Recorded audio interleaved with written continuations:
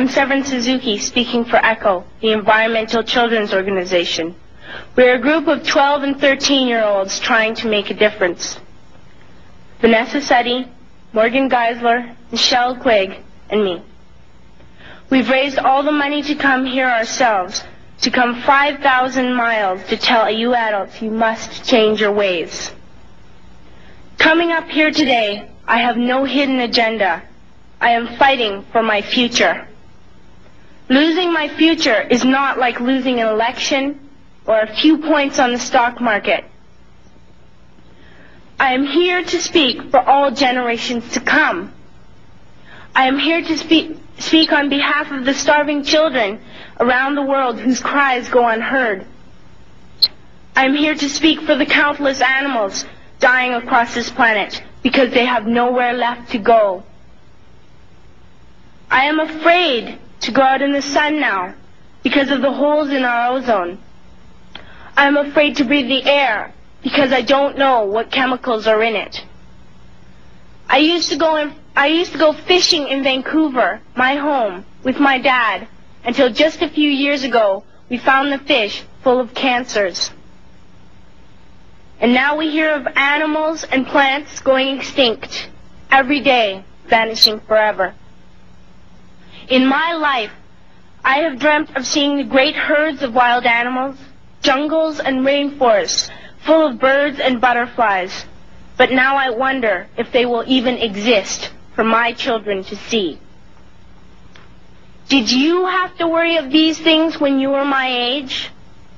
All this is happening before our eyes, and yet we act as if we have all the time we want and all the solutions. I'm only a child, and I don't have all the solutions. But I want you to realize, neither do you. You don't know how to fix the holes in our ozone layer. You don't know how to bring the salmon back up a dead stream. You don't know how to bring back an animal now extinct. And you can't bring back the forest that once grew where there is now a desert. If you don't know how to fix it, please stop breaking it. Here, you may be delegates of your government, business people, organizers, reporters, or politicians, but really, your mothers and fathers, sisters and brothers, aunts and uncles, and all of you are someone's child. I'm only a child, yet I know we are all part of a family, 5 billion strong. In fact, 30 million species strong. And borders and governments will never change that. I'm only a child, yet I know we are all in this together and should act as one single world towards one single goal. In my anger, I am not blind, and in my fear, I am not afraid of telling the world how I feel. In my country, we make so much waste. We buy and throw away, buy and throw away, buy and throw away, and yet northern countries will not share with the needy. Even when we have more than enough, we are afraid to share. We are afraid to let go of some of our wealth. In Canada, we live the privileged life, with plenty of food, water, and shelter. We have watches, bicycles, computers, and television sets. The list could go on for 2 days. 2 days ago, here in Brazil, we were shocked when we spent time with some children living on the streets. This is what one child told us. I wish I was rich. And if I were, I would give all the street children food, clothes, medicines, shelter, and love and affection. If a child on the streets who has nothing is willing to share, why are we who have everything still so greedy?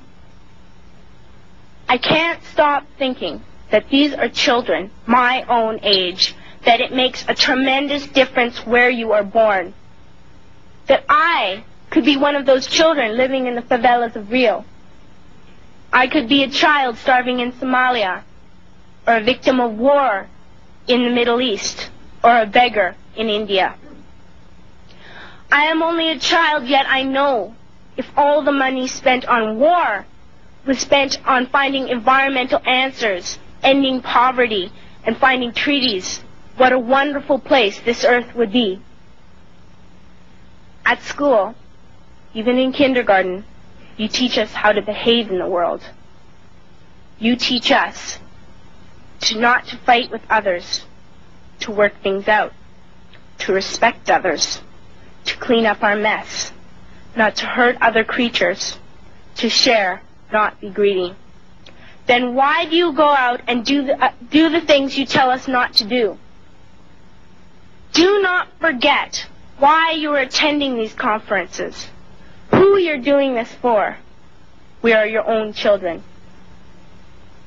You are deciding what kind of a world we are growing up in.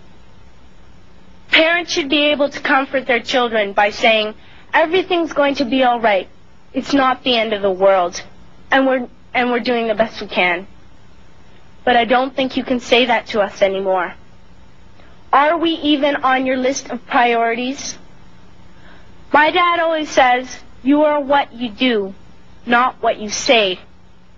Well, what you do makes me cry at night. You grown-ups say you love us, but I challenge you, please, make your actions reflect your words. Thank you.